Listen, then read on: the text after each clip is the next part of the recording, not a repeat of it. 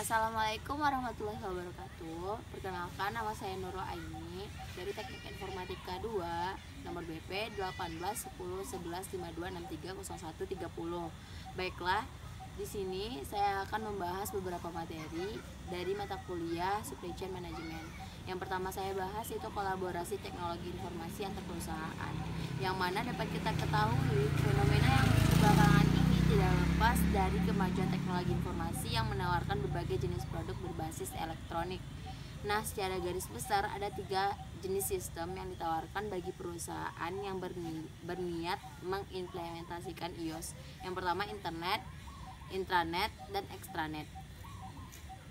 Nah, alasan implementasi iOS ini yang pertama ada new products.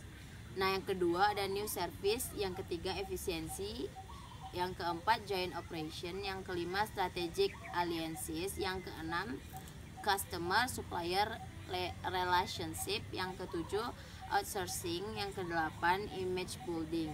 Nah, di sini kita dapat menjelaskan yang pertama ada new products. Tujuan pertama kerjasama antar perusahaan yaitu menghasilkan produk baru.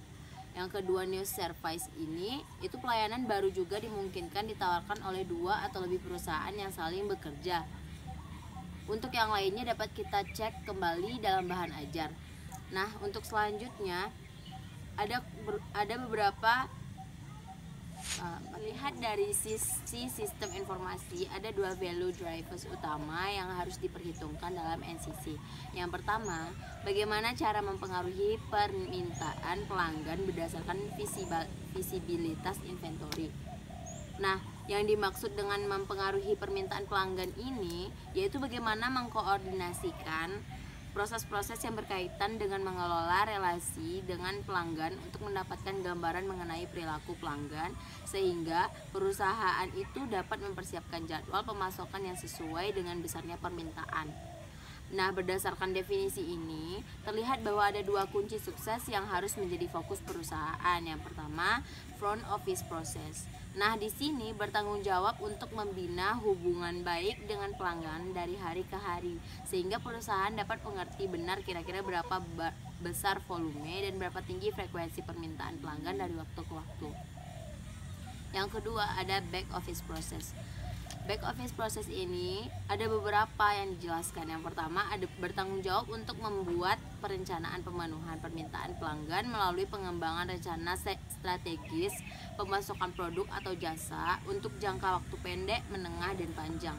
Yang kedua, perencanaan demand dan supply ini dibuat berdasarkan hasil pemantauan terhadap perilaku permintaan pelanggan yang telah dilakukan oleh front office process. Nah, untuk pertanyaan keduanya yaitu bagaimana mengkoordinasikan seluruh pergerakan produk, informasi, dan sumber daya lainnya agar memenuhi pesanan dan permintaan pelanggan. Yang pertama itu yang dimaksud dengan mengkoordinasi seluruh pergerakan produk, informasi, dan sumber daya lainnya yaitu bagaimana menciptakan suatu rangkaian proses dengan tujuan agar pelanggan dapat melakukan pemesanan produk dan relasi lainnya. Baiklah, materi selanjutnya tentang optimalisasi rantai pasokan. Di sini tahapan optimalisasi supply chain management ada 2, ada internal dan eksternal. Yang internal terjadi di dalam perusahaan atau suatu organisasi itu. Nah, yang kedua mewakili sebagian besar organisasi bisnis dalam perbaikan supply chain management. Nah, yang kedua eksternal. Eksternal itu yang pertama menggabungkan kekuatan internal dengan perusahaan luar untuk mencari penghematan dari kegiatan jaringan. Yang kedua masih sangat sedikit yang melakukan. Nah, perkembangan tahapan optimalisasi ada 4 tahapan. Yang pertama, sumber pembelian dan logistik. Yang kedua, itu keunggulan internal.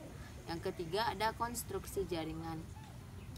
Dan yang keempat, itu perkembangan tahapan optimalisasi. Ada 4 tahapan optimalisasi. Yang pertama, yaitu sumber pembelian dan logistik. Yang kedua, keunggulan internal. Yang ketiga, yaitu konstruksi jaringan. Yang keempat itu kepemimpinan dalam industri. Nah, semua itu sudah terdapat di dalam modul pembelajaran. Materi terakhir yaitu tentang supply chain management itu sendiri. Apa itu rantai supply? Yaitu aliran dari bahan, informasi, uang, dan pelayanan dari pemasok bahan mentah ke pabrik dan gudang berakhir di pelanggan. Supply chain management, itu manajemen rantai pasokan elektronik, paling sering disebut sebagai supply chain management. Nah, elemen-elemen dari rantai pasokan ini ada 3. Yang pertama upstream, yang kedua internal, yang ketiga downstream. Nah, keberhasilan dari rantai pasokan yang pertama, kolaborasi partner sebagai aset strategi, yang kedua visibilitas informasi, yang ketiga kecepatan biaya, kualitas dan pelayanan pelanggan, yang keempat integrasi yang bagus. Peluang elektronik di sini ada 4. Yang pertama, kemajuan dan perkembangan perangkat lunak, yang kedua EDI, yang ketiga kolaborasi manajemen rantai pasokan, yang keempat permintaan. Aktivitas rantai pasokan yang pertama itu penambahan rantai pasokan, yang kedua pengadaan elektronik, yang ketiga manajemen persediaan menggunakan teknologi wireless, yang keempat perencanaan kolaborasi, yang kelima logistik elektronik. Nah, di sini materinya sudah diterangkan dalam modul.